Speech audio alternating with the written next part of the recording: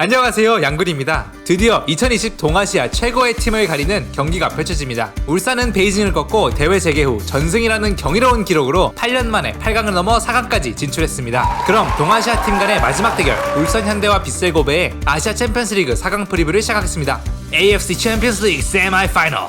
안녕하세요, 성싸입니다. 아시아 챔피언스 리그에 총 8번, 올해로 4년 연속 참가하는 울산과 처음으로 아시아 무대에 출전하는 고베의 대결입니다. 울산은 지난 2년간 16강 문턱에서 좌절했지만 올해는 대회 재개 후 7연승으로 전승 가도를 달리면서 4강까지 올랐습니다. 대회 재개 후 모든 경기에서 멀티 득점에 성공했고요. 멀티 실점을 허용한 적은 없습니다. 특히 조별 본선에서는 무실점 경기가 한 번밖에 없었지만 토너먼트 2경기는 모두 무실점 경기를 펼치면서 리그에 이어 아챔에서도 경기당 2골 이상의 득점력과 0점대의 실점률을 자랑하고 있습니다. 또한 대회에서 득점한 19골 중 후반전에만 무려 12골을 몰아쳐 후반에 강한 모습을 보였는데요. 지난 베이징전에서는 전반전에만 2골을 터뜨려 일찌감치 승기를 잡았습니다. 처음으로 경험하는 아시아 무대에서 고베는 4강까지 진출했습니다. 조별 본선에서 2승 2패로 마이너스 골 득실을 기록했지만 조 1위로 통과했습니다. 16강전에서는 무실점을 기록했지만 카타르에서 펼친 다른 경기에서는 모두 실점했습니다. 같은 조 말레이시아의 조르가 정부 방침으로 인해 대회에 불참하게 되면서 고베가 치른 경기 수는 울산보다 2경기가 적지만 수원과의 8강전에서 승부차기까지 가는 혈투를 펼친 만큼 스쿼드도 더 단단한 울산이 체력적인 면에서 우위를 점할 수 있습니다. 대회 개인 기록은 울산의 윤빛가람 선수와 비온 존슨 선수가 4골로 득점 공동 4위이고요. 그 뒤로 수원과의 8강전에서 프리킥 득점을 올린 고베의 후루아시가 3골로 따릅니다. 어시스트는 부상으로 경기 출전이 불투명한 이니에스타가 3개의 도움으로 공동 4위고요. 울산은 무려 4명의 선수가 2개씩 어시스트를 기록했습니다. 슛! 울산은 지난 시즌 리그 준우승, 고베는 일본 FA컵 우승으로 이번 대회 본선 티켓을 거머쥐었습니다. 울산은 올해 모기업의 적극적인 투자로 국가대표급 스쿼드를 구축해 리그에서 강팀이라는 이미지를 확실하게 잡았습니다. 빗셀 고베도 모기업 라쿠텐의 공격적인 투자에 힘입어 최근 몇 년간 세계적인 선수를 영입해왔는데요. 그 결과 지난 시즌 FA컵 우승으로 구단 역사상 첫 번째 메이저 트로피로 들어올렸지만 아직 자국 리그에서는 강팀이라는 이미지를 심지는 못했습니다. 고베의 J리그 최고 성적은 2016 시즌 7위였고요. 올해는 리그 최종전만을 남겨두고 있지만 12위, 특히 리그 마지막 10경기에서 1승 1무 8패, 5연패를 당한 만큼 리그에서 고전하고 있습니다. J리그는 아챔 기간에도 진행되고 있기 때문에 상황에 따라 고베가 아챔 일정을 마치고 리그 최종전에 돌입할 때는 14위까지 떨어질 수도 있습니다. 울산의 리그 득점은 실점보다 2배가 넘는 수치지만 고베는 실점이 득점보다 많은 만큼 기록적인 면에서도 두 팀 상반된 모습을 보입니다. 다음은 울산의 예상 포메이션을 알아보겠습니다. 울산 현대 예상 포메이션.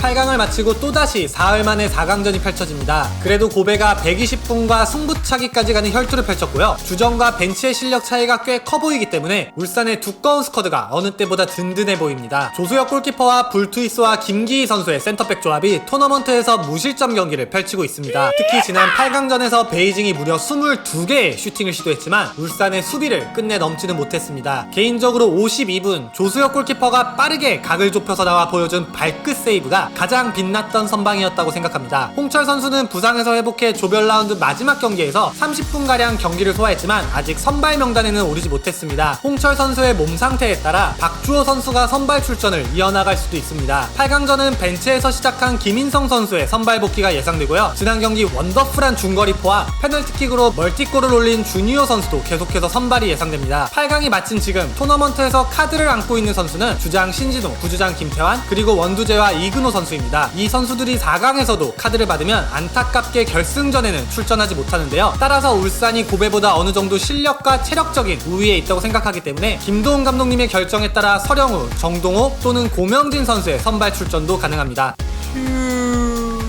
빗셀 고베는 토너먼트에 들어서 4-2-3-1로 나섰습니다. 주장 이니에스타가 핵심이지만 이니에스타는 8강 승부차기에서 1번 키커로 킥을 성공하고 다리가 많이 불편한 모습을 보였습니다. 회복 기간이 짧아 이니에스타의 선발 출전은 어려워 보이는데요. 교체로 투입되더라도 위협적인 선수인 것은 분명하기에 언제든 투입되면 울산이 꼭 경계해야 합니다. 이니에스타가 빠진 고베의 주된 빌드업은 수비형 미드필더 야마구치가 담당했습니다. 하지만 핵심 빌드업 자원이 더 후방에 위치하기 때문에 고베가 파이널 서드에서 보여줬던 공격 작업의 위력은 많이 떨어져 보입니다. 왼쪽 윙어 후루하시는 대회 3골 1어시, 리그 12골과 5개의 도움으로 팀에서 가장 많은 득점과 공격 포인트를 기록했습니다. 빠른 발을 이용한 뒷공간 침투와 과감한 슈팅이 장점 점인데요. 수원과의 8강전에서도 고베의 위협적인 찬스는 후루하시를 거치거나 후루하시가 만들어냈습니다. 어떻게든 슈팅까지 연결한 후루하시지만 울산에는 김태원 선수가 든든히 버티고 있어서 후루하시에게도 어려운 경기가 예상됩니다. 또한 고베의 포백 라인에는 아스날과 바르셀로나 출신 베르마엘렌과 7년간 분데스리가에서 활약한 사카이도 있습니다. 사카이와 야마구치의 프로필 외에도 고베의 다른 내용은 수원과의 8강 프리뷰 영상에도 있기 때문에 관심 있는 분들은 참고해 주시기 바랍니다. 그럼 마지막으로 울산의 전술적 핵심 포인트를 알아보겠습니다. 울산 현대 전술적 핵심 포인트. 울산의 8강 프리뷰에서 수비 압박 포인트는 센터 서클에서 시작하는 것이 더 효과적일 것 같다고 말씀드렸었는데요. 지난 경기 울산은 전반전 주니오 선수가 상대 센터 서클부터 압박을 시작했습니다. 그리고 전반전 두 골차 리드를 잡은 김도훈 감독님은 베이징이 내려앉는 팀에 약하다는 점을 미리 파악해 수비 라인을 일부러 내려 울산 진영의 센터 서클부터 압박을 가했습니다. 수비 대형은 4-1-4-1로 두 줄 수비의 촘촘한 간격이 훌륭하게 유지됐고요. 상대 역습 기회에도 재빨리 내려와 수비 대형을 빠르게 갖췄습니다. 원두재 선수가 두 줄 수비 사이에서 공간을 메꾸고 측면 합동 수비에도 성실히 임했습니다. 전체적으로 상대 주요 선수를 놓치지 않고 상대의 슈팅 기회에서 빠르게 붙어 몸으로 막아내는 6탄 방어도 인상적이었습니다. 또한 수비 마크를 위한 원활한 소통이 이루어지는 모습도 많았고요. 상대가 역습을 진행할 때 불투이스 선수와 김기희 선수가 빠른 전진 수비로 상대를 마크하면서 상대가 편하게 다음 공격 작업을 전개하지 못하도록 괴롭혔습니다. 이처럼 울산이 토너먼트에서 수비적인 전술을 훌륭히 소화하면서 승리를 지켜낸 점은 수비진의 자신감을 높여준과 동시에 상대 입장에서는 울산을 더욱더 까다로운 팀으로 볼 수밖에 없습니다. 울산의 빌드업 형태 또한 상황에 따라 많이 바뀐다고 전에